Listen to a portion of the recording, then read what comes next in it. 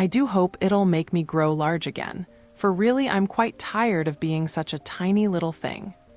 It did so indeed, and much sooner than she had expected. Before she had drunk half the bottle, she found her head pressing against the ceiling and had to stoop to save her neck from being broken. She hastily put down the bottle, saying to herself, "That's quite enough. I hope I shan't grow any more as it is. I can't get out at the door. I do wish I hadn't drunk quite so much." Alas, it was too late to wish that. She went on growing, and very soon had to kneel down on the floor. In another minute, there was not even room for this, and she tried the effect of lying down with one elbow against the door and the other arm curled round her head. Still she went on growing, and, as a last resource, she put one arm out of the window and one foot up the chimney and said to herself, "Now I can do no more, whatever happens. What will become of me?" Luckily for Alice, the little magic bottle had now had its full effect, and she grew no larger. Still, it was very uncomfortable. And, as there seemed to be no sort of chance of her ever getting out of the room again, no wonder she felt unhappy.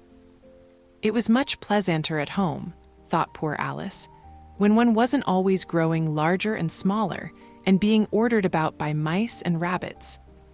"I almost wish I hadn't gone down that rabbit hole, and yet it's rather curious, this sort of life. I do wonder what can have happened to me.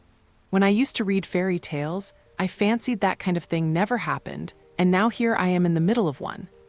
There ought to be a book written about me, that there ought. And when I grow up, I'll write one, but I'm grown up now," she added in a sorrowful tone. "At least there's no room to grow up any more here. But then," thought Alice, "shall I never get any older than I am now? That'll be a comfort. One way never to be an old woman, but then always to have lessons to learn. Oh, I shouldn't like that. Oh, you foolish Alice," she answered herself. "How can you learn lessons in here? Why, there's hardly room for you, and no room at all for any lesson books." And so she went on, taking first one side and then the other, and making quite a conversation of it altogether. But after a few minutes, she heard a voice outside and stopped to listen. Mary Ann," said the voice. "Fetch me my gloves this moment." Then came a little pattering of feet on the stairs.